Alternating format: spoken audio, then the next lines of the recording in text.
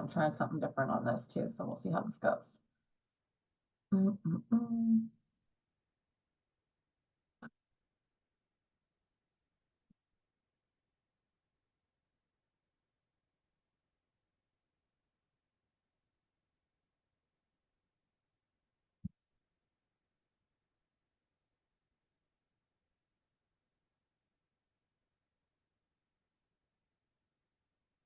All right, I'm gonna leave it at that for now. Let me just get this started and we should be able to get going. If you join me live, as always, welcome and thank you for joining me live. Happy to have you here.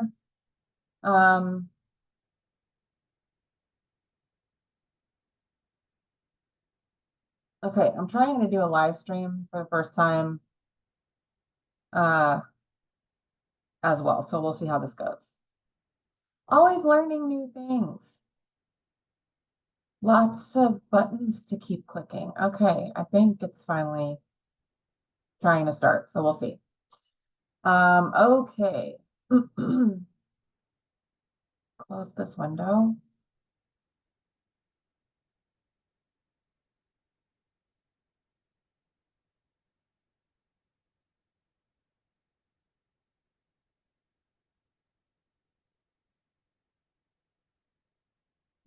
Oh, let's try that.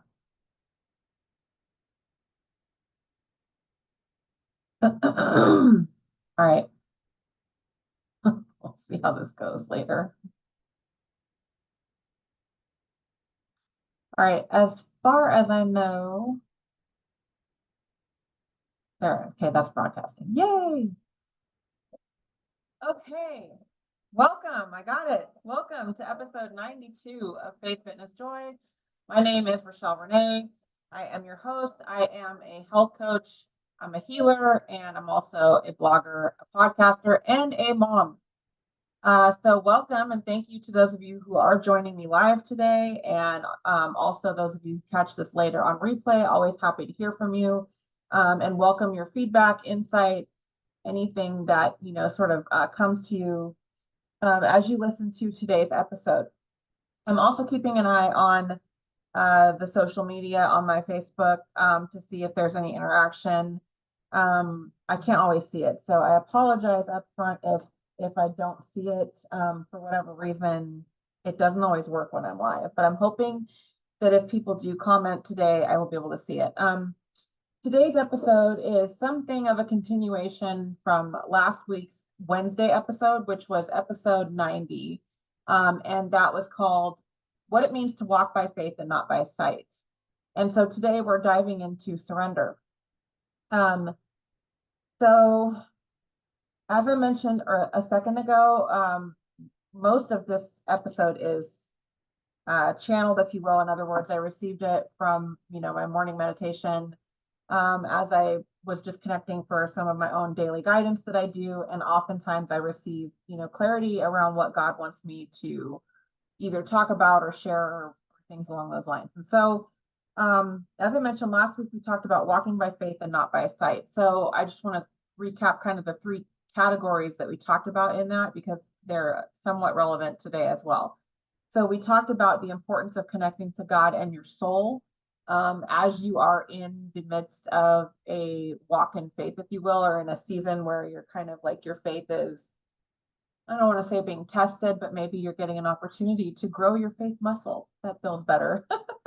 But if you're in such a season, the importance of connecting to God and your own inner voice and your intuition is really important. The other thing was taking inspired action, and that's why that connection and that inner connection and connection to God is really important, because that's going to provide you with the inspired action that's going to make it so that you can hear that inspired action. You can receive those messages and guidance from God, from loved ones who've passed over that are trying to help you along your path, and your angels and all of these different resources, if you will, that God will surround you with to help you. And then the last piece was talking about detaching from outcomes. And so the idea with that was to really be careful of the expectations we put on ourselves when there's something that we're praying for, working towards, whatever it may be, because a lot of times we miss the blessing that God is providing to us, or we miss the opportunities because we're looking for this different package, right? So being careful of that. So today we're diving into surrender. This is definitely the part of my path that I'm on right now, for sure. It is something I've been struggling with and moving through, and I'm not going to sit here and say like, oh, I have it all figured out, and it's all like, I'm sharing with you what God I always call it downloads that came to me around this. A lot of this is answers to questions I've been asking him in the last several days and a couple weeks or so. And him giving me revelation and understanding on where I'm at, but also wants me to convey this through this episode today to help other people who are in their own walk in faith or going through their own season of growth, whatever that is, in a spiritual way, or with regard to kind of being in this sort of season of faith. So a little bit of background on where I am right now, why I'm talking about being in this season and walking in faith, because not everybody may know where I'm at the moment. So in October, I left my job to go all in on my business. That was complete inspired action. I had been getting the nudge for quite some time. I was very resistant to it because, quite frankly, it scares the crap out of me. And I say scares present tense because it's still very scary at times. A lot of times, most days it's scary. This is not for like the faint. I'm learning that as I'm in the middle of it right now. So that was a huge leap of faith for me. But like I said, it was inspired action for me to do that.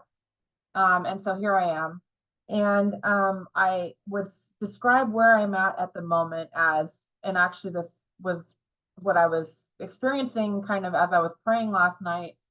I was seeing this image of being in the center of a dark forest. I'm surrounded by all these trees, and that's kind of all I can see for miles and miles and miles. It's not like pitch black dark, it's like maybe more like twilight. So there's some light, enough light that you can see the silhouette of the trees. And I'm standing there and I'm, pretty stressed, and I'm crying, and I'm, just going through all the things we go through at times like this. And I'm telling God, like, I'm standing here, I'm in this forest, and I don't know what to do. I don't want to take a single step in any direction because I'm afraid I'm going to take a step in the wrong direction. I can't see the path. I don't know what the heck I'm doing. And I feel like I'm at this point of no return. In other words, I feel like I can't go back to where I was. I can't go back to the sort of, like 9 to 5, so to speak, because too much has transpired and there's no way I can like articulate or summarize why that is right now. But it's just, that's the best way I can say it. It's like this point of no return. But I also feel like I can't move forward right now because I'm working through all this stuff that I'm working through around like, what did I do? Did I make a gigantic mistake? Why does it feel like things aren't working? All these kinds of things that we're going to be confronted with when we do something like this. So that's kind of where I have been. And so as I was thinking about this morning, because last night as I went to sleep, I was asking for clarity. I was asking, just please help me with like, what am I supposed to do? What am I missing? Like, why does it seem like nothing is kind of working out the way that I had hoped it would? Again, that's the expectation, but we'll get to that. And so as I was then this morning, I was thinking about today's topic. And so all of it started to come to me at that point, like the answers to everything I was just talking about that I was asking in prayer, and the clarity about what God wants me to talk about today. So he took me back to last week's episode, first of all, right, where I talked about what it means to walk by faith and not by sight. And I shared a lot of my own story in that episode about like kind of how I shared my story about a couple of seasons that I went through, a couple of tests of faith, if you will, that happened to me at sort of a simultaneous time in my life several years back when I was going through my divorce. It started with that. So he took me back to the day in July 2014, which was kind of the start of the whole thing for me, where I was crying out to him. I didn't know what to do. I was scared of taking any step in a certain direction, and I was asking him to show me what the next step to take was. Essentially, that's what it was, because I didn't want to do anything that was going to affect my relationship with him and where I was at my spiritual growth at the time. Like, I didn't know that there really isn't anything you can do that would affect that. But that's the place I was in. And so I was seeking guidance, and I cried out to him. So the key that he like brought me back to, and the reason he took me to that moment, is because he was saying, like, that was the point at which you surrendered. That was the point at which you put this whole situation you were in at my feet, and you cried out and you asked me for my help, and you said, I don't know what the heck I'm doing. I don't know what to do. I need you to help me. I need you to take the wheel, so to speak. Like, I completely surrendered in that moment. I was literally like, I don't want to try to figure this out. I can't try to figure this out. I have no idea what to do. I need help. I need guidance. Um, that was very important, and it was so key in terms of walking in faith, and like, basically, it's surrender is so important because for a number of reasons, but one of the reasons is that it is us of our own free will finally saying to God, I give you permission to take the wheel of the car that is my life, right? Because without that, you're not giving full permission, and then God can't intervene in certain ways because you haven't given permission of your free will. You have not of your free will said, yes, you can take over. And he's not going to step over free will. He's not going to cross that boundary. The Bible's very clear about that. And if you're not, if it's not the Bible for you, like, even the universal laws are very clear about that. Like, it's all free will, which is a gift. But it's also one of the things that we trip ourselves up around because we don't often surrender it. So when we need to. So, we often will only surrender when we are at this sort of breaking point, so to speak. In my case, that was the point where I was just like, I don't know what to do. I have no clue how to navigate this situation. I need your help. And that was the point, literally, it was literally the very next day that everything started to unfold. And God started to reveal all kinds of things to me that I had no idea were even happening in my marriage.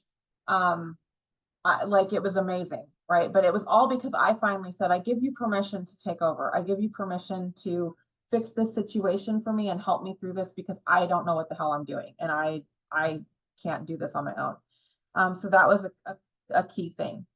So the other thing about this with surrender is when we don't surrender, we are resisting, because we want to be in control. We have this need to be in control more than, and a lot of us won't consciously recognize that. A lot of us will think, and I do this all the time. Like, you convince yourself, or you really believe that you are in surrender and that you are allowing and all of this or that, but really you're still trying to figure out the how. Like, you want to know, we want to know, we need to know, like, we have this, whatever, it's such an, it gets us, right? Like, it gets such a stronghold on us, this need to know what's going to happen, the need to know the answers, the need to be able to figure out or understand or have some sort of solid, like, assurance that this is how it's going to work out and this is how it's going to happen. And that's not how it works.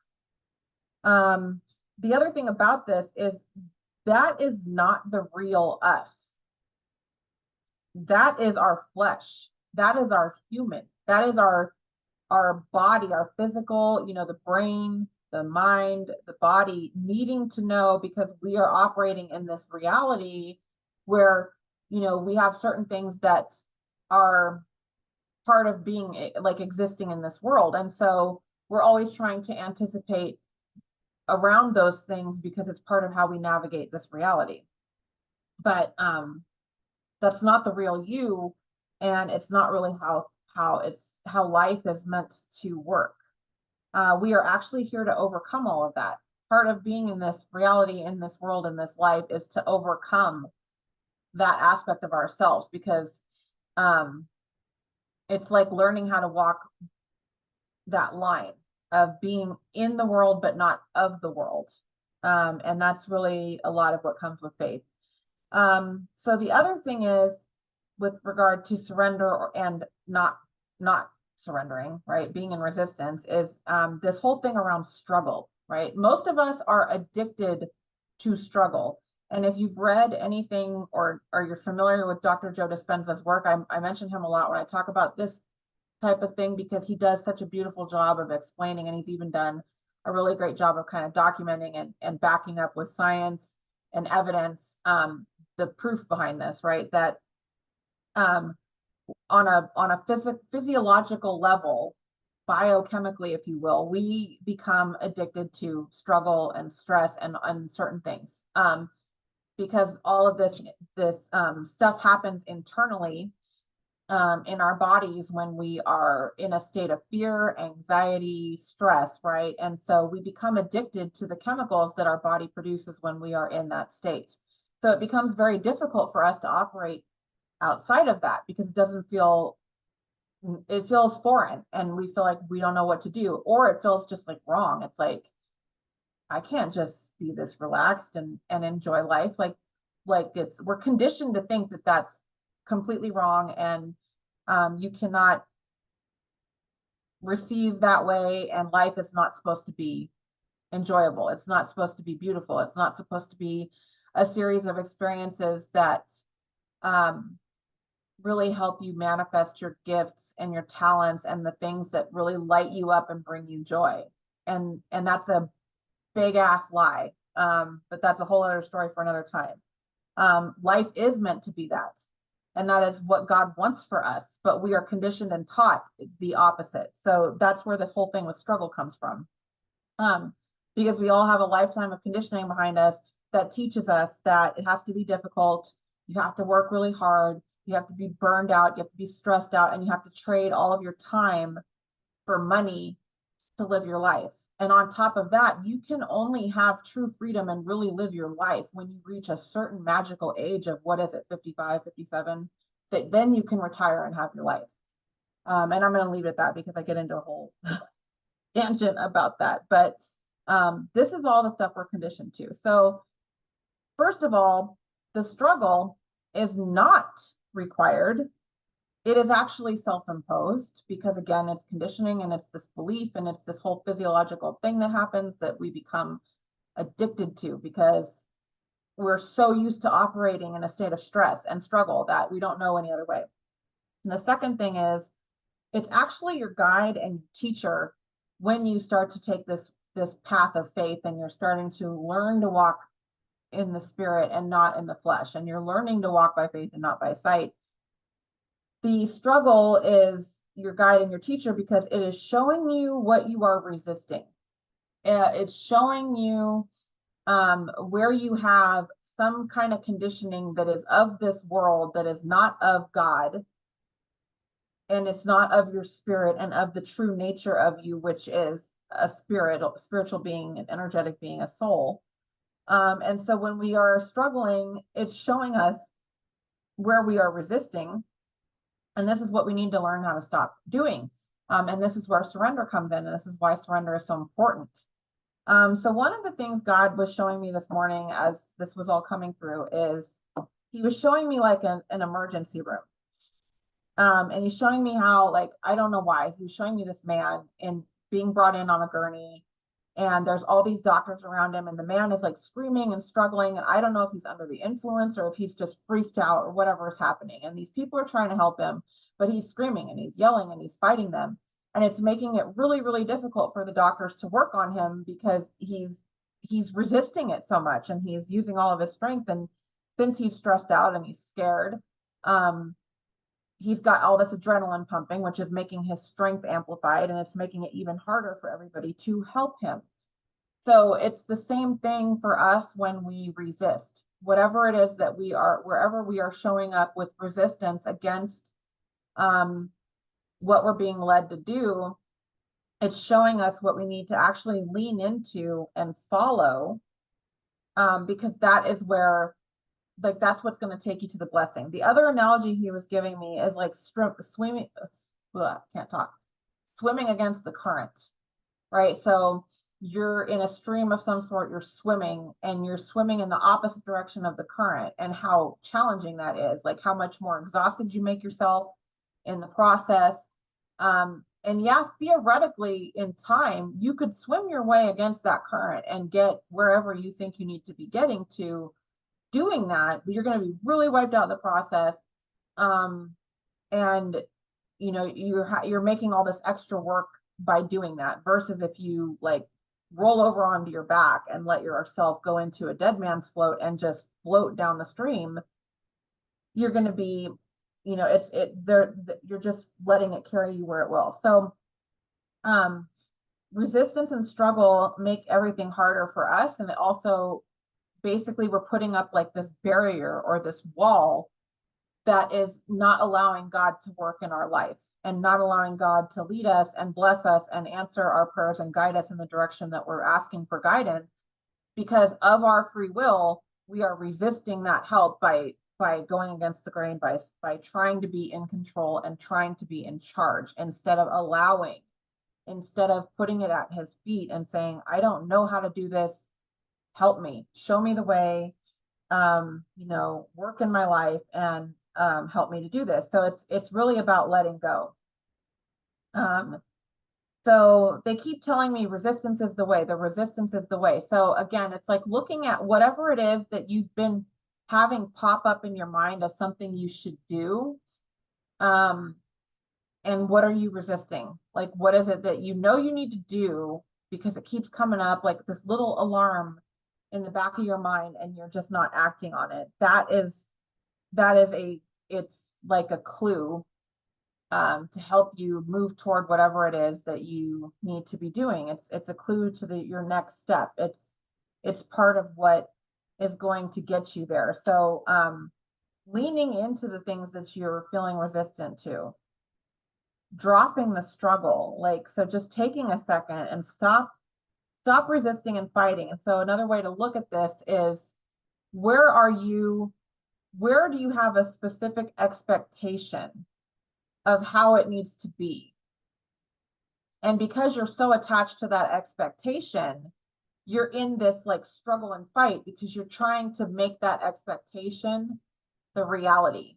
You're trying to take control, and you're trying to like bring that about, because you have this expectation that it needs to be X. And so you're in this little box in doing that, and you're not seeing there's infinite other ways that God can bring it to you. There's infinite other ways that God can manifest it or unfold it for you.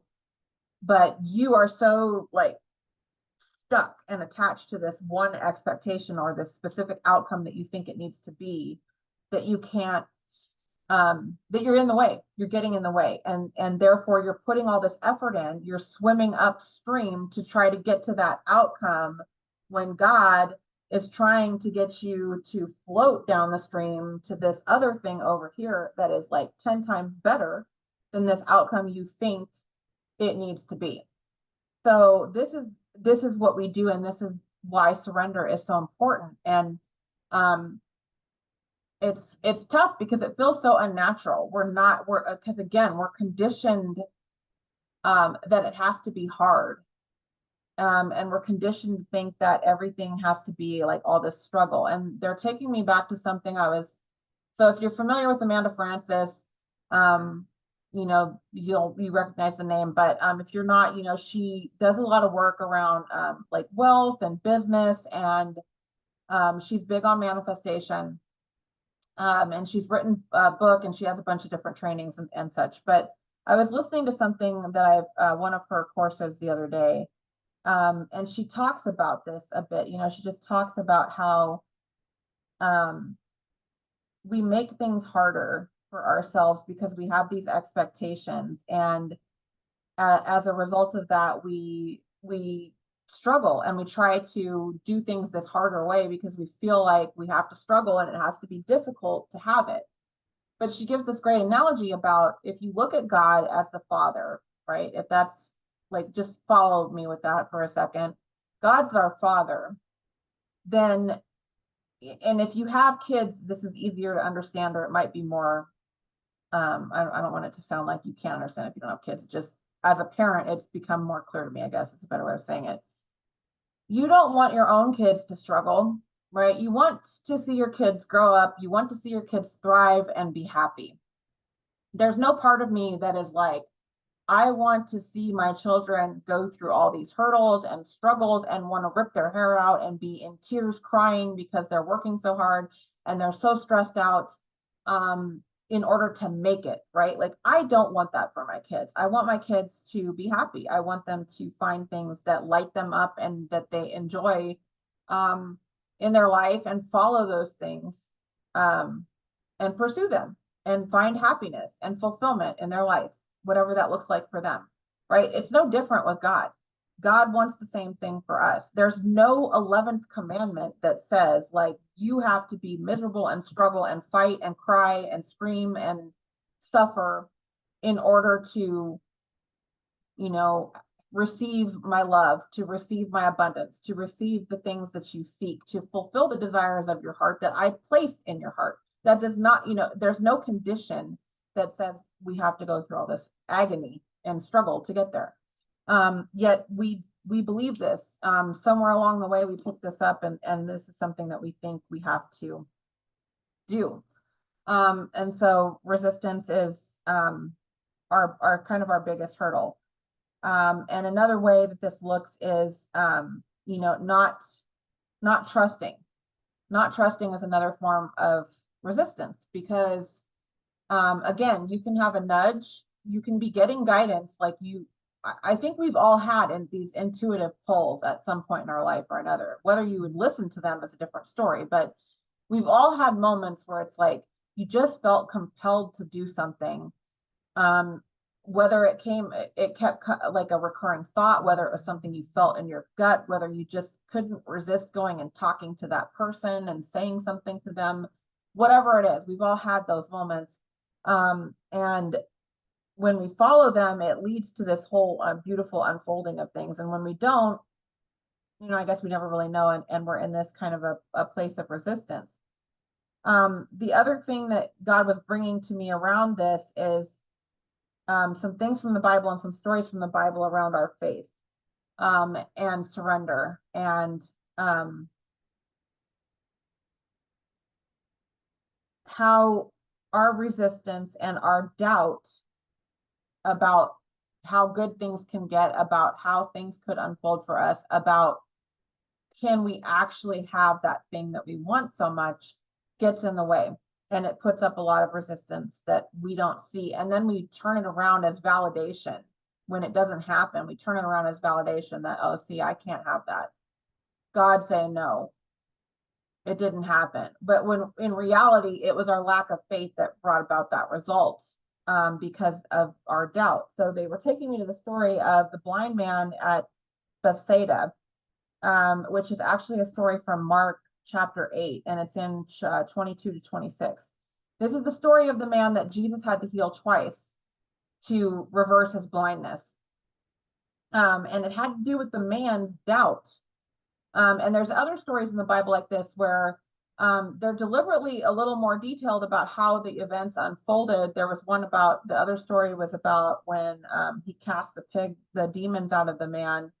The demons that had like drowned 2,000 pigs or whatever it was. And it was to show, like, on the one hand, like the force that Jesus was, working against, but on the other hand, it was also that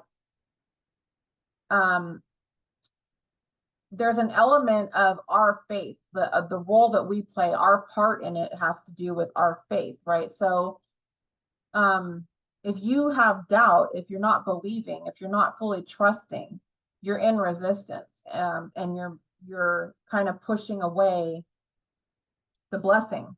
You're pushing away the gift. You're pushing away what God is trying to do in your life because you're saying, no, that's not possible. No, that can't happen. No, you can't do that. And so again, it's this free will thing that's happening where because of your doubt, because of your lack of trust, you are resisting what God is trying to do. So surrender is like complete. It's fully letting go in every level. It's sitting back and getting out of the driver's seat, letting go of the wheel, and truly trusting God to work in your life in the way that you are asking for his help.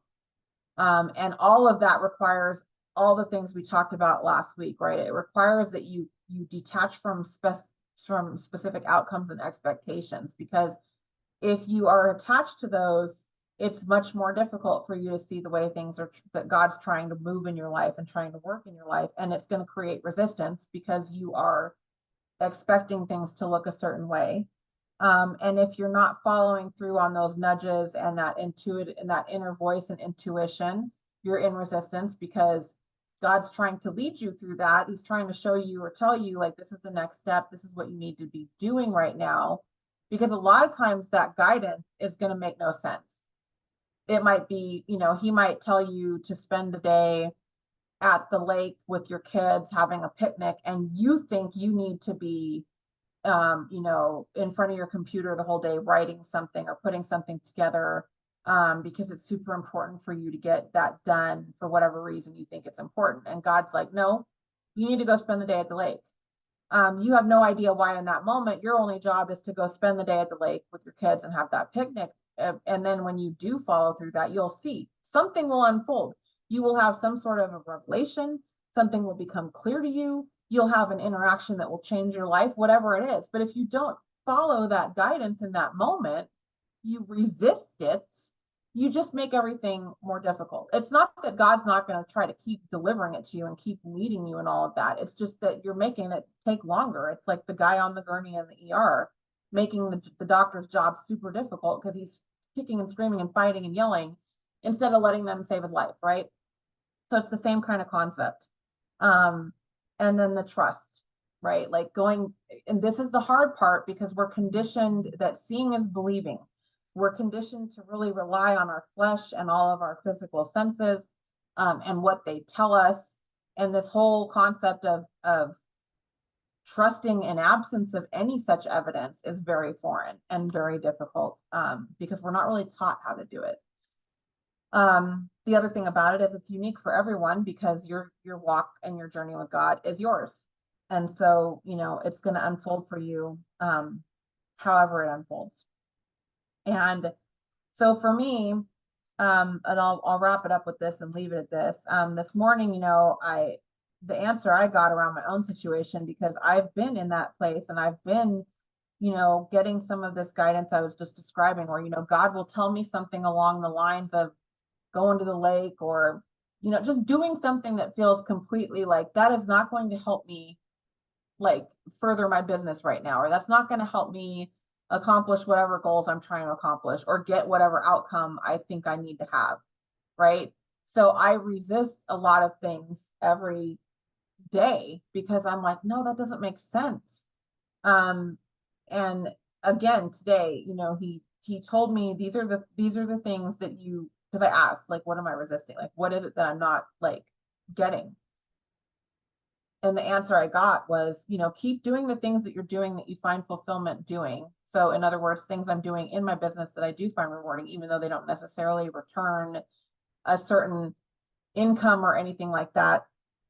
But also other things I'm doing day to day that bring me other types of fulfillment, whether it's some other form of creativity, whether it's taking a walk, or whether it's going to the gym and staying there a little bit longer because it helps me clear my head, or whatever it is, right? He's just saying, continue to do these things that are bringing you fulfillment. When you get an inspiration, when you have an idea to create something new and put it out there, do that, and don't worry about whether it's bringing back a certain amount of income that you think you need to survive, because I will fill the gap. I just need you to show up and put it out there.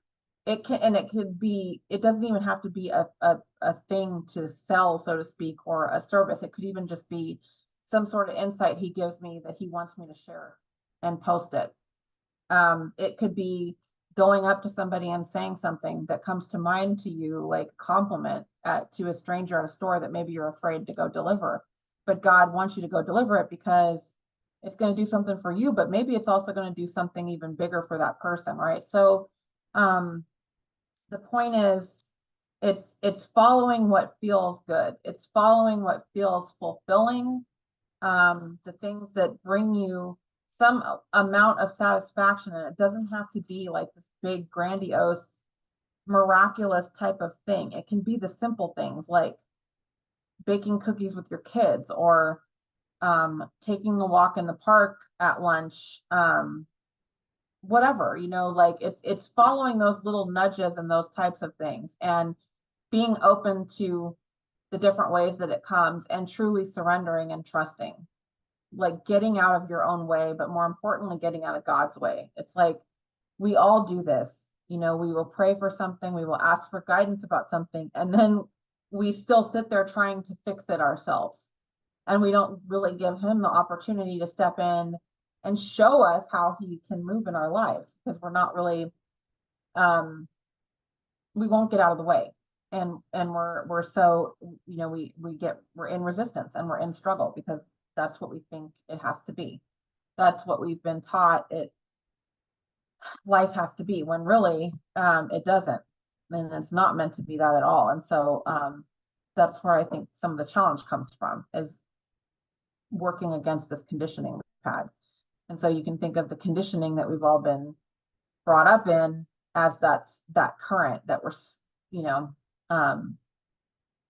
and learning to allow ourselves to float, and learning to allow God to carry us and lead us, and trusting that he will. So that is today's episode. That is what I have for you around surrender. I hope this is helpful. As I said, it's kind of a continuation from last week, diving a little bit deeper into this whole concept of faith.